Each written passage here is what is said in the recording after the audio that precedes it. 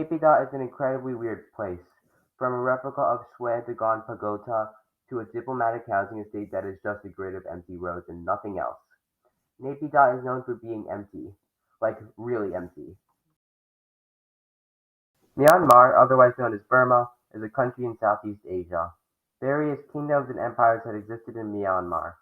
Myanmar was colonized by the British. I won't go into exact detail because that's a topic for another video. The only reason why Naypyidaw exists is because of the military.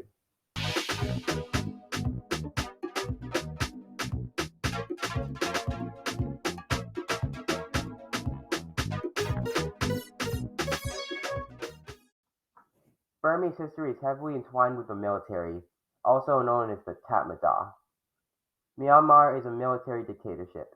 The country had its first coup in 1962 and has had many coups ever since. The most recent coup was in 2021. As of late, Myanmar is effectively in a civil war as people take up arms to resist against the military. The city of Naypyidaw was constructed from scratch in 2002, becoming the nation's capital in 2006. Naypyidaw translates to abode of the kings. Well, at least the name checks out. Naypyidaw was established with the well-being of the Burmese people in mind. Psych! It was established to cement Tatmadaw power and insulate the military.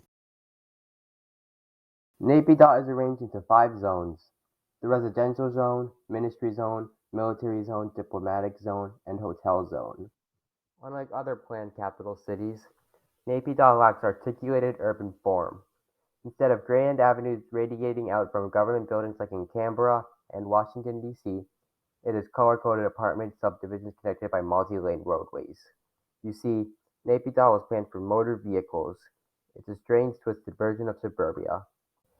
Naypyidaw pretty much has no central city. Everything in Naypyidaw is far apart. Naypyidaw is not a city built for pedestrians. Commercial buildings in the city have parking lots outside of them designed to be driven to by car.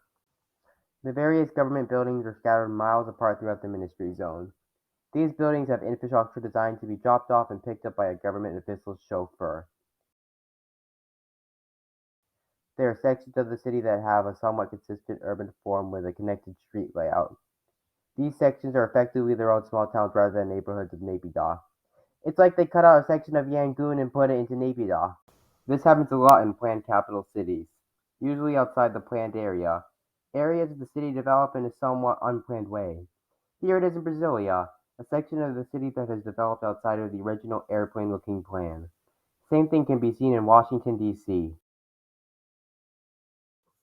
Also, one of the most bizarre stretches of roadway on planet Earth can be found in Naypyidaw.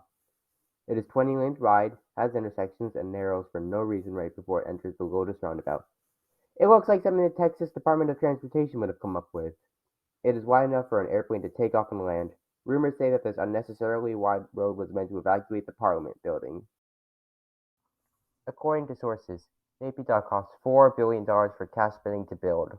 Non-cash investments were reportedly involved in supporting the project, though not much is known.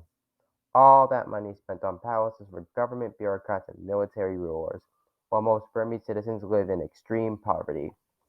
Naypyidaw is one of the weirdest, most bizarre, and twisted cities on Earth. So if you're the 1% of people who made it this far in the video, thank you so much for watching and see you next time.